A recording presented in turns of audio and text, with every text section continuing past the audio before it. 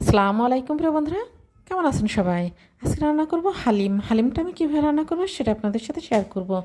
তো দেখতে থাকেন আমি কীভাবে রান্না করি। এখানে নিয়েছি হচ্ছে নান রুটি আর হচ্ছে গ্রিল চিকেন, আর হচ্ছে এখানে রায়তা, আর এটা আমার রান্না করা হালিম। এটা ফ্রেশ হালিম মিক্স। এখানে আমি হালিম মিক্সটা ঢেলে অনেক ফুটান্ত গরম পানি দিয়ে ভিজিয়ে রাখবো। তারপরে আমি হালিমের যে মশলাটা, সেই মশলাটা নিয়েছি মাংস রান্না করার জন্য। এখানে আমি গরু মাংস হাড় চর্বি সহ নিয়েছি।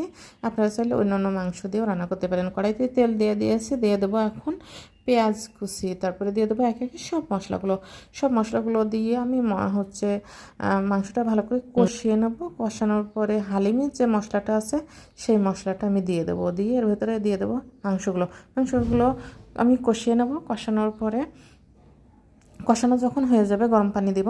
গরম পানি দিয়ে আরও একবার কষিয়ে নেওয়ার পরে অর্ধেকটা মাংস আমি তুলে রেখে দেবো হালিমটা যখন হয়ে যাবে সেই সময়টায় দেওয়ার জন্য।